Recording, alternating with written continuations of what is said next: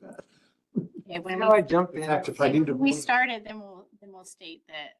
I'll say, Okay, oh, do we want I to select see. a chairman? And then you'll say, would like to nominate you. And then we go from there. But we So did that. it's not a vote, it's just an informal Okay. thing. Do that kind of thing. Quorum. Yeah, Jim was aware of the meeting, so I'm not. You call a meeting to order? Oh, you can, sure. Well, we're going to call the meeting to order at 4:00. This is the CEQA Environmental Committee, March 10th, 2025. Would volunteer to become the chairman if that's, I would vote in favor of that volunteerness. okay, thank you.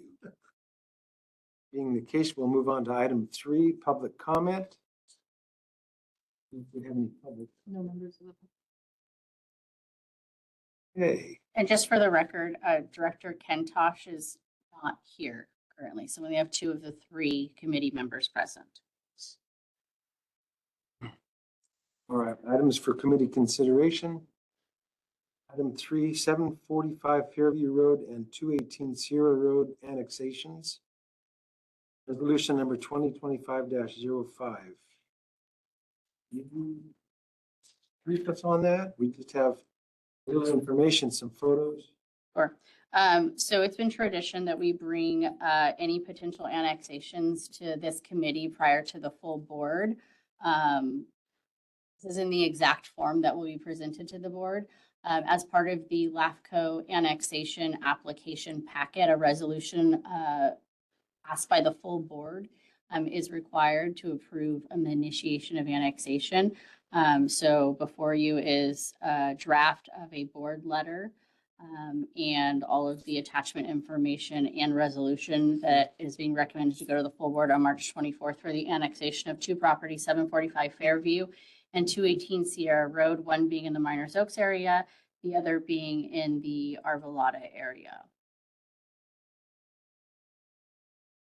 I just have a quick question on the, because I haven't been on this committee before that I can remember. Do the build sanitary or the septic systems have to be removed, or are they just abandoned?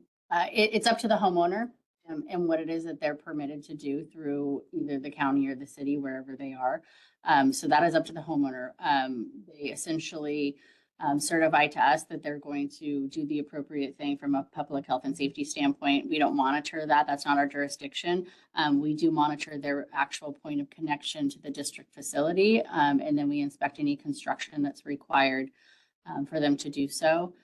In this particular instance, they both will be abandoning a septic tank. One of the subject properties has been approved to connect on an emergency basis because it is an existing or imminent public health and safety issue. So that's Fairview. And so they'll go through the annexation process, but they'll be served in the interim by us by special agreement approved by LAFCO. And so I may not have understood what I just heard. Noticed in all these documents about this annexation, there's nothing signed by the property owners. There is, what's signed by the property owners is any financial arrangements that are being made between the district and them for the financing or the purchase of their capacity. All of the other annexation agreements, applications, indemnities, et cetera, are actually provided to LAFCO. They're executed here and forwarded to LAFCO as part of their total application. Annexation is 100% facilitated by LAFCO, a state agency. The district only facilitates it as the utility that they're wishing to sort of annex into the district. But that process is solely a LAFCO process initiated on the customer's behalf by the district because they're seeking sewer service. So the customer did ask to do this. Correct. They signed something asking, and they actually fill out an extensive application and several sort of legally binding agreements that take them through the process. And it's a very expensive process for them too. They're wholeheartedly committed when they initiate this. 18,000. Okay. That's what I didn't see, but that clears it up for me. Thank you. Also, the each homeowner submits their and to connect using their own contractors. Is that correct? And that's pretty standard procedure, is it? It is.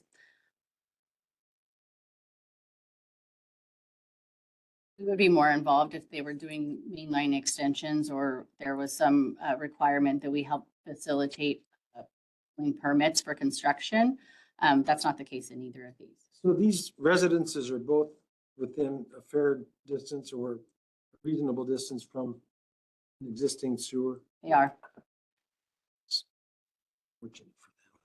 So do we just need a motion? You actually don't need a motion. You can just simply say that you support recommending it to the full board. I go along with the chairman. I support recommending this, both of these properties to be, I would agree with that. I support it too. We'll go on the agenda for the March 24th board meeting. and do we have any reports from committee members or any committees from committee? How about the general manager?